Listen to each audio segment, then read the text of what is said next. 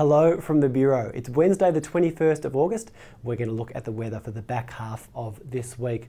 For the remainder of today, things looking reasonably settled across the country. We can see a big ridge of high pressure covering most of the continent, clear skies across central parts of the country. That's really helping to bring the temperatures up, and that's going to be a bit of a weather story for the next week or so. We'll get to that towards the end. We can see a bit of a lingering shower around the southeast of the country and as well around the southwest, and a bit of a line of showers coming in this evening to the southeast of the country. It's not going to do much in terms of significant rainfall totals, but it will keep that shower activity going through the exposed parts of SA, Vic and Tasmania.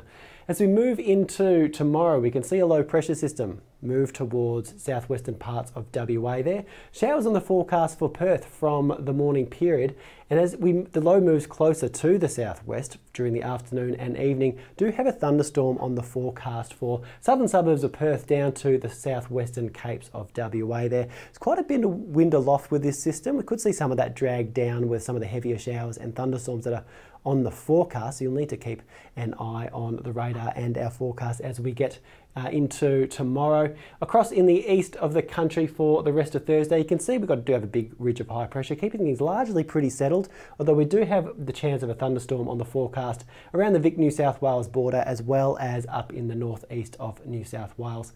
As we move into Friday, we can see this low start to move across the bight. It does a couple of things with that. So it starts to concentrate some of the temperatures over the central parts of the country and begin to drag them down towards the south and southeast ahead of the weekend. I'll show you some of that temperature information in just a moment. By the time we get to later parts of Friday, we can see some of the shower activity associated with this trough pick up through southern parts of New South Wales, Vic and Tasmania, as well as another trough crossing southwestern parts of WA, keeping that shower and thunderstorm activity going a little bit longer. Now, as we move into late Friday, we can see a cold front sitting offshore of WA there. We're expecting that one to cross southwestern parts of WA on the Saturday. It's probably looking like the most significant system for that part of the world in the short to medium term. Likely we'll end up with some severe weather as this system crosses, so it'd be important to keep abreast of forecasts and mornings as we get closer to the time with that one. Now, I promised I'd talk about temperatures. We'll do that now. We can see temperatures across large parts of the country above average for this time of year, especially central parts of the country as we move into tomorrow.